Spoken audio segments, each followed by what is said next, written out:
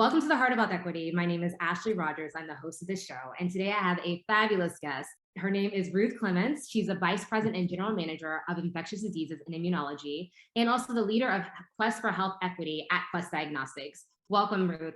Go ahead and introduce yourself. Thank you, Ashley. I'm so great to be here. Like you said, I'm the VP GM of the Infectious Disease and Immunology clinical franchise at Quest. But the other part that I'm very proud of is that I have the privilege to lead our Quest for Health Equity team, and that's why I'm here to talk to you about. Well, I'm excited to have you because I know we've talked in the past and you're just very candid. You put it all out there and you answer pretty much everything I have, which I adore. And also meeting another Black woman who's doing it, like dipping and doing it in corporate America. I admire it. So I'm so happy to have you here. So again, I ask all my guests this question: what does health equity mean to you? I grew up in Europe. I grew up in the Netherlands. So when I came here many decades ago, that was foreign to me. That depending on where you live, depending on how much money you make, depending on which job you have, with or without insurance, that people are really left to their own defenses. And then if you combine it also with a lot of, educational gaps or the digital divide and stuff like that, it creates a situation where not everybody has access to those fundamental things, and help, because healthcare and quality healthcare is a fundamental thing in my opinion. And it's kind so of for me, that's a fact. I know. It's not like what I think. No. That's like the world sees that. It's just Exactly. the US is like, oh, the have and have not. Yeah, we define by that. Well, exactly. And so the have and have not is the right description, right? Because it shouldn't be that way. Health equity is not something that you do for a season. You have to be committed to it. You have to be committed to it for the long haul. The digital divide is such a hot topic right now. How is Quest Diagnostics addressing that? Because a lot of companies have the means to do so, but what are y'all actually doing? Yeah, that's a great topic. When we first started hosting testing events, we were all proud. We're out there in the community doing testing, right? And then at the first moment when people are trying to register for the test, we were hit with the digital divide. As we were doing these events, there were many people showing up that couldn't register for the test that we had to send away because they didn't have an email or a smartphone. So when we found out about it, we were like, absolutely not, right? People, first of all, you have people already showing up. Showing up wanting to get a test is already a battle half won.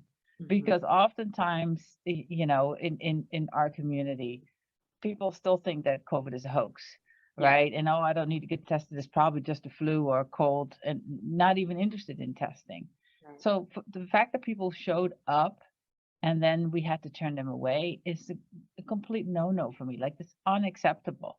So yes, we switched very quickly to a paper-based method, but you still need to be able to get them their results, right? So working with health navigators. So in this particular example, every church has a health navigator employed by the church that can get access to the information, all of course in a compliant and legal way, and can help facilitate that. But we very quickly turned the whole process around where people didn't have to supply what in their mind was maybe confidential information, like social security numbers and what address did you live at 5 years ago, all of these questions to check your identity. A lot of people felt were offensive, even though it's normal practice. But we changed it around to make it an easy process. We had our own team and employees there setting up email addresses for people, and I mean, there were stories of older, African American women, like 70, 80 years old, who've never had an email address and were so excited. Oh, I got an email address. But then also getting their results through that, and then having the health navigator work with them and explain to them and what the result meant. It just demonstrated that there's so much more needed than just bringing the testing to the community. It's education, awareness, and dealing also with the digital divide. That's also where I encourage other partners, especially the tech companies, right, to step up and help out, because there's such a huge need in those underserved communities to get access to computers, to get access to internet, just to get even our students at an equal playing field with other students. I thank you for explaining that and being honest about the lessons learned from that, because I think a lot of companies, when you're in an ivory tower, you don't really realize what's happening on the ground. And once y'all realize what's happening on the ground, you pivoted very quickly, which is good, because sometimes you're like, well, if they can't do it, they can't do it. Oh, well, like we tried. I'm thankful that corporate America is finally speaking up and saying something and trying to do something. For example, Yeah. Quest Diagnostics has Quest for Health Equity, and you kind of gave us a little bit about a little sample about what you guys are doing. But if you want to go in a little bit more detail so people fully understand this program that y'all recently implemented and where you're reaching different communities across the US, what does that look like? So what we did at Quest, this is an over $100 million commitment that the organization made, designed to address and reduce health care inequities in the underserved community. So it focuses on providing a combination of donated testing services, because that's what we do. Also education programs, because there's such an educational gap. When you say educational, what do you mean by that? So are you going to the community teaching them about like health literacy and how to read their charts, or are you talking about overall talking about educating folks that what health equity is and social determinants of health? Like, what does that look like? No, it's more also education around, what do your numbers mean? For a diabetes patient, for instance, or if you have high blood pressure, or if any type of test that you do, your cholesterol, educating people on how you can change your numbers, or connecting them to follow-up care. Like there is need to inform patients or consumers, to take action, and because that doesn't always happen. No, and I think most of us don't know our numbers. Like, honestly, every time I get my blood pressure, I'm like, is that a good number? Is that all right? Like, I don't know. Like, it's like one of those things. And like, I'm educated and like, I have a master's in public health and I still don't know my numbers. So I can imagine for other folks, right? I think that's awesome. That's great that you're doing that, and you're doing that across the US. Like, what cities are you? I know you're doing a couple of pilot programs right now. Like, what cities are you hitting out first, and then it's probably going to grow from there? So we've many different initiatives, right? We've partnered with 18 different organizations. They're all focused on improving better health outcomes and increasing health equity. One of the flagship programs that we've launched is Choose Healthy Life, which is in 5 cities. It's in Washington, Newark, New York, Detroit, and Atlanta. This is through the Black Church, a trusted voice within our communities. So we have partnered with Reverend L. Sharpton and Reverend Butts from New York, Reverend Jefferson from Newark, and many more. So it started at the time with COVID-19, right? The fact that if you look at the death rate and how it was higher in African American populations and in Latinx populations versus our white brothers and sisters. The fact that the first time, people that ended up in hospital, African American, patients ended up in hospital, first time that they would get a test was at the hospital. After it was too late, right? And so it started there. The initiative was really based on, let's make sure that we can provide testing to those areas where testing is not readily available. We would donate the testing, we would set up the testing events, because one critical part is that you also need to meet people where they are.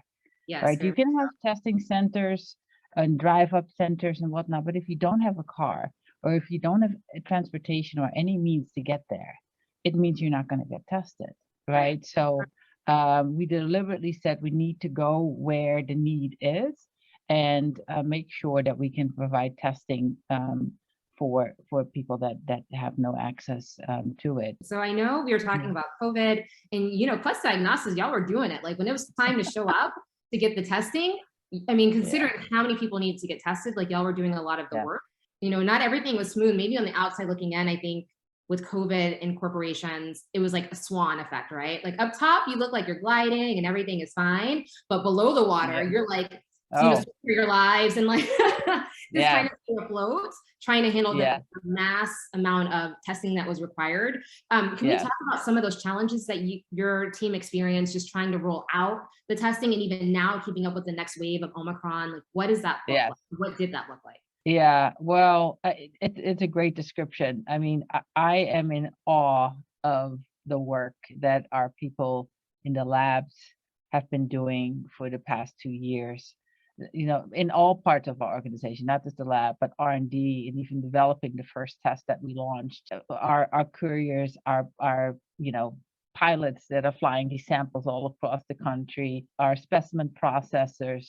There's so many hands and so many people that get involved at the height of the pandemic, especially in the beginning. I was working 18-hour days, 7 days a week, just on organizing, the COVID response. And I wasn't alone. It was all of the leadership, all the way down to the people in the lab. And our labs are running 24/7. But I think, long story short, the personal toll for the people at Quest and the hard work that they delivered, I can't thank them enough. It's everybody was in it and worked so hard because we knew that the country needed it. Mhm. And there was, besides, all of the other labs, but it was so needed. And so it didn't feel like we were working like crazy, but we were. And everybody was running on fumes, but Yeah. we knew that we were talking about people's lives, it really was, it seemed calm at the surface, but everybody was, you know, running underneath. It, Yeah. it really was. It really You're was. talking about you're working 18 hours, and I know, I mean, like healthcare professionals are doing a lot of the work because they're on the front lines. But again, you have the testing folks too, right? And you guys are Yeah. working crazy, crazy hours. How have you been Yeah. able to avoid burnout? Because right now you look fresh, you Yeah. look great. And like, I know if I had 2 years of 18-hour days and all the stuff, I'd be looking all types of haggard. So the fact that you Yeah. still have like hope and light in your eyes and all the things, like what are you doing to make sure Yeah. you're taking care of yourself in regards to self-care and avoiding burnout? Yeah. Because that's an issue that's happening across the US, but especially those who are touching the pandemic or touching COVID so personally. The way I deal with stress is working out. I think it's also the support that you get from your family around you, right? I'll give you one example. I mean, we were working crazy hours, and we had family dinners at 10:30 at night. They would wait for me, Wow. Yeah, they would wait for Halfway me, sleep, just and like we here.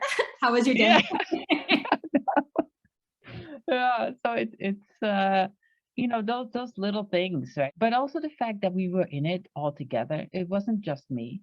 Everybody was running on fumes, right? And um, you know, being aware of it, dealing with it, but also recognizing if other people are maybe not as able to deal with it, and that you need to protect them is important, right? And my team will tell you, if you're taking a day off and you show up at a meeting, I will politely ask you to drop off the call, Oh, right? come Because, on. I thought you were taking the day off today. What are you doing here? no, Okay. no, no, no, no, no. That's tough love, but But I appreciate it. I think it's important, and sometimes you need to give people permission to just not be on a call, right? And recognizing that they're burning out, and everybody wants to do the right thing, and everybody wants to show that they're dedicated to the organization, and so sometimes you have to protect people.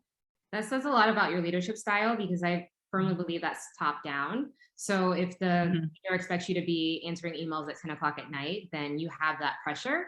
But you're kind of like, Yeah, look, like we pay you to work, but also you need to take breaks, and that's okay. You and your colleagues are not working on a performative basis. You mentioned that, mm, not for there's something for a season. Like the quote you said, I was just yeah, like, write that down. It's true because like there are a lot of companies that were doing the right thing and making the yeah, statements about we care about Black lives and whatever else, but then it was like, okay, we're going to donate all this money, and then I think a year later they did research showing, okay, there was a small percentage of those who actually said they were going to do something that actually did something and are continuing yeah, to work, opposed to putting a Black square on Instagram or making a random statement from their CEO and not doing anything after that. So like I exactly. appreciate you get it. Like I'm sure you've had those conversations with other executives and Yeah. you're like, but what are y'all really doing? Are y'all doing it for corporate social responsibility to make sure you look good in press. Yeah. And, you know, Yeah.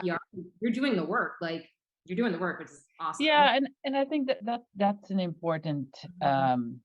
difference the way I see it. And I'm at Quest, so I'm a bit biased, but I've been at other companies as well, and sometimes it's just that, right? It's the right thing to do. We need to put out a statement, um, and the whole D&I issue is not necessarily pushed as strongly as it should.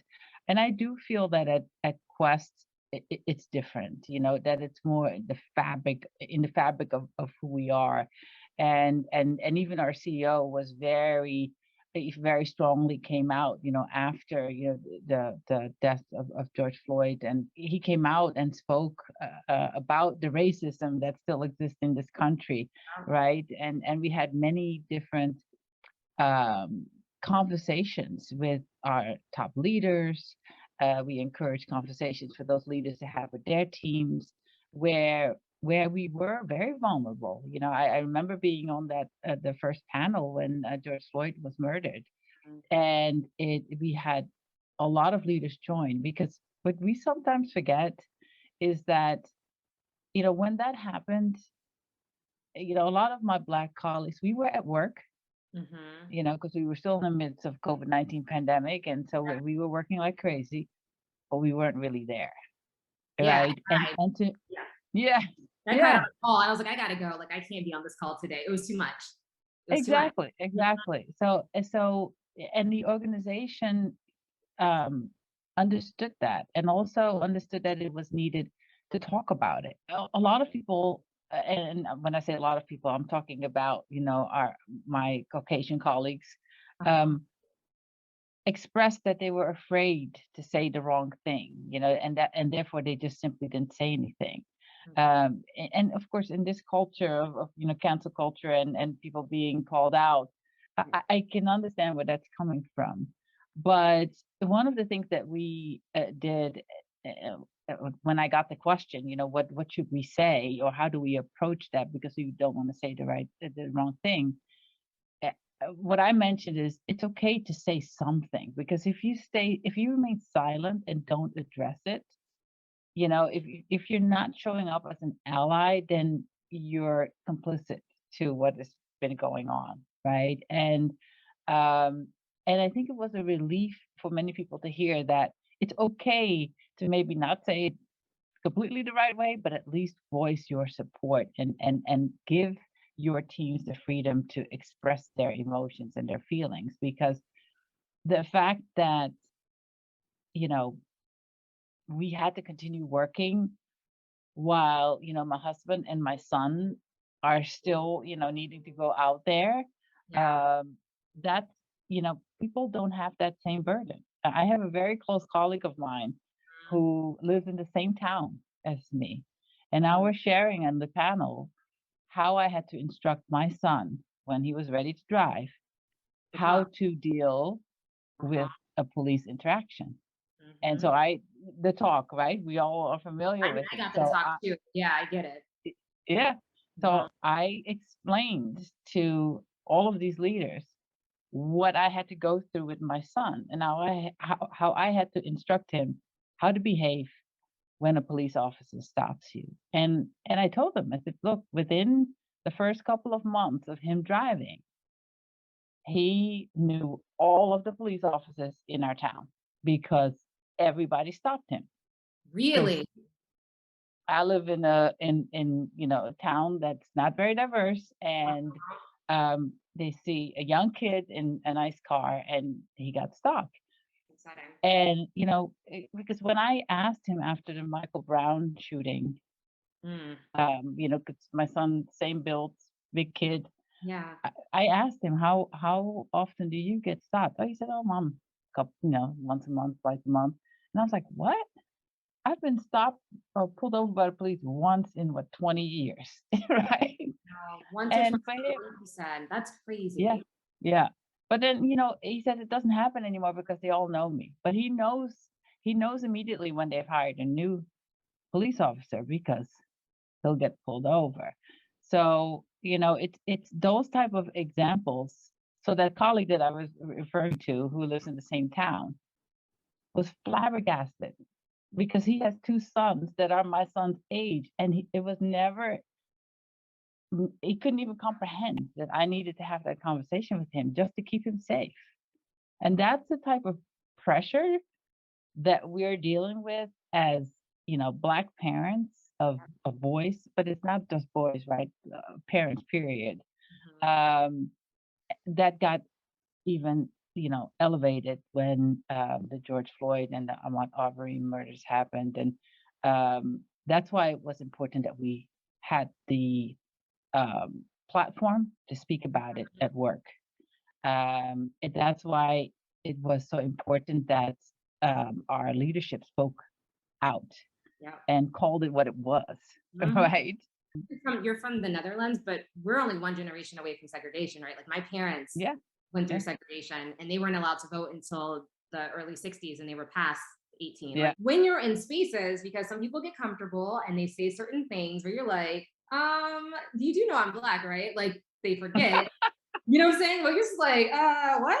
Um, Yeah. how do you have those uncomfortable conversations where it's maybe they're not saying something about somebody Black, but they're saying something about our Asian brothers and sisters, or someone who's Native, or someone who's Latinx, and they think, oh, it's okay because you're not that.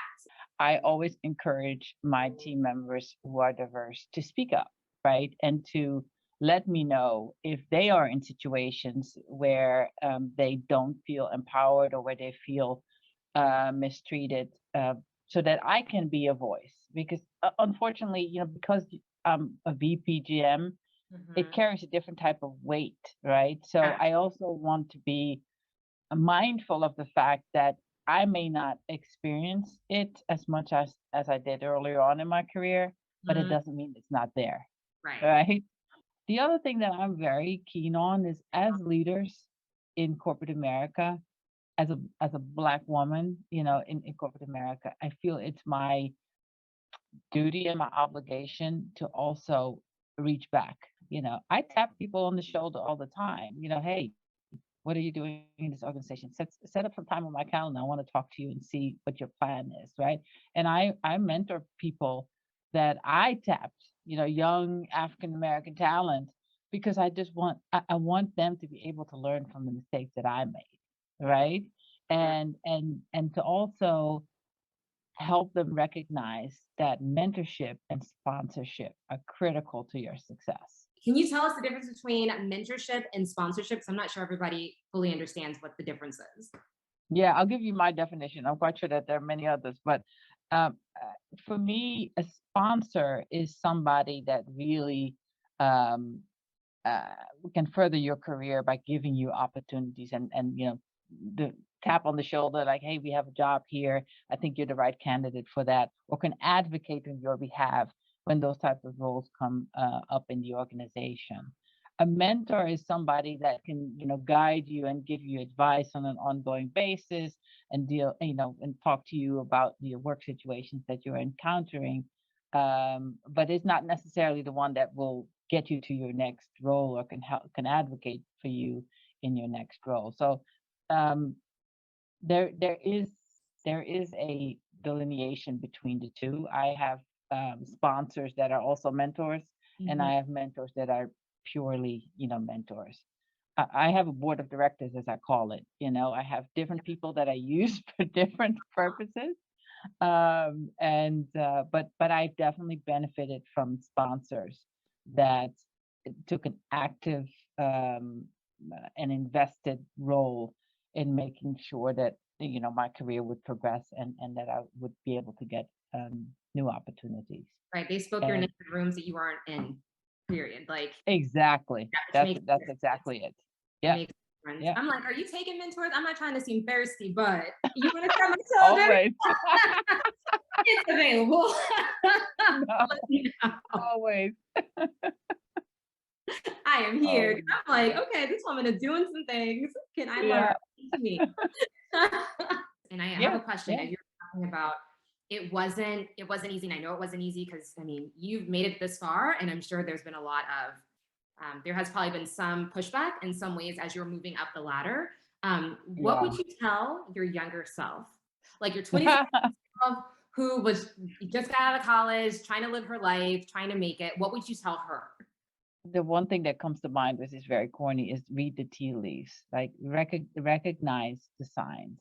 Because I probably have stayed in situations longer than I should have, even though the signs were there that that may not have been the right environment for me.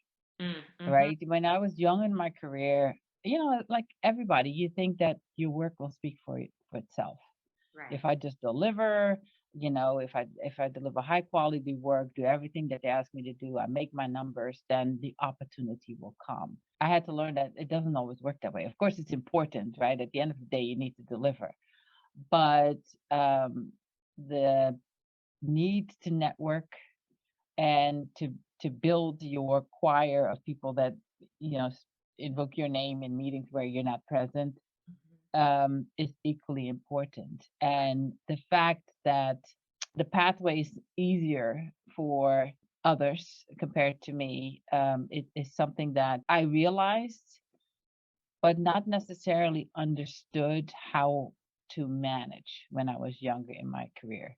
When you have those experiences and those learnings, if I had known that back then, I probably could have advanced a lot sooner. Sometimes you need to know whether or not the environment that you're in is conducive to your own success.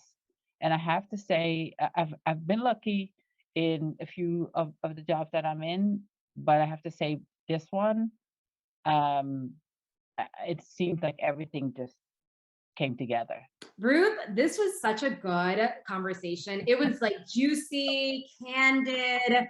You kept it real in 100 ways. I feel like your executive self is talking to your younger self, and I learned some stuff. And again, my shoulder is available. So when you're ready to be my mentor, I will tap it. I thank you. I appreciate it. And you guys, if you guys like this content, please like and subscribe, and definitely check out Quest Diagnostics, Quest for Health Equity website, which we have below, to learn more about some of their programs and also how you can volunteer later on down the road. Thank you so much, Ruth. We really appreciate it. Thank you for having me. Of course. Bye. Bye.